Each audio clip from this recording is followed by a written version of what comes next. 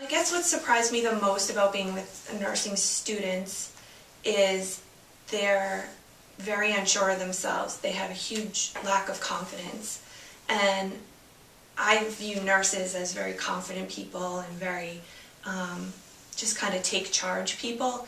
And to see nursing students almost afraid and cowering, even though I felt afraid as a first-year instructor, I never let it show, for sure. Never let that show.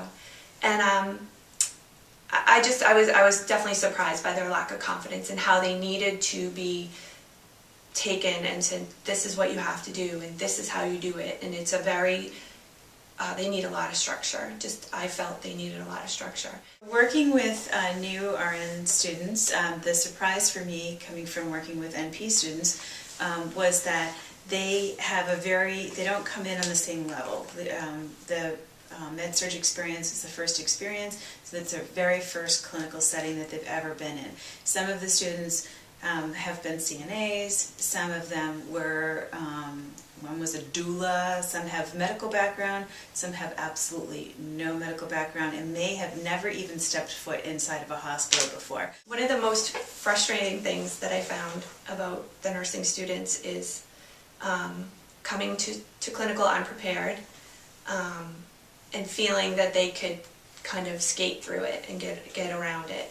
And to me, I prepared to come to clinical, and therefore they should too.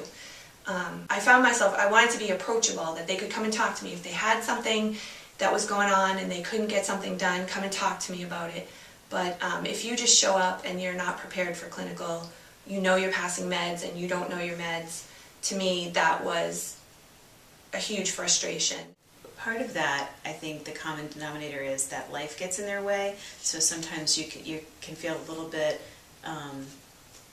pulled because, for instance, I had a student this past semester who was a single mother, adopted mother, of a young child, and so getting to clinical was challenging, and doing the prep work to get there was also challenging. So addressing those issues and helping her to get to where she needed to be. Other students, I think that, again, it's that life gets in the way. Sometimes students are working too much, they're not coming to clinical prepared, they're distracted while they're there, and you know, so that can be a very challenging situation. Giving people that news is very difficult, especially when you have such a short amount of time and they feel like they're being judged so quickly. The other frustration that I had was students using their cell phones during clinical and texting during clinical. And in all my years, I am not an old woman, but my goodness, who texts on the floor? Who does that? I was beside myself one day when I saw it, and that was part of our post-conference, because I was so upset with it. It's very unprofessional, and I'm all about being professional, and I think the students need to do that too, and texting and using your cell phone is not. How quickly the time goes. Time management is a very important issue as an instructor. Keeping track of where your students are, how things are going on a daily basis, as well as the whole rotation. Especially when it's their first rotation, they're getting in. By the time that they feel comfortable, it's time to start evaluating them. And so that kind of creeps up really, really fast. And that was surprising. I can remember having a site visit from my faculty mentor saying, you need to start thinking about evaluations. I'm like, wow, that is so fast. It was really, really quick. During my first semester, I had to give a clinical warning. It was a very upsetting time for me. I didn't want to do it, but I felt I had to do it. And after much deliberation with my mentor, she also agreed that it was time to do it. I had my mentor with me the entire time that we gave the clinical warning.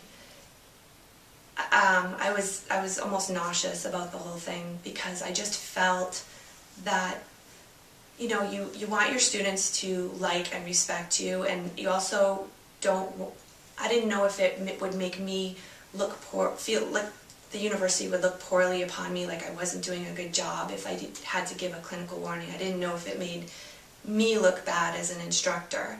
But what I came to learn was that no, in fact, it's just something that sometimes you need to do in order to set the student on the right path to where they're going. And my clinical warning was because of professionalism problem and a tardiness issue and paperwork tardiness.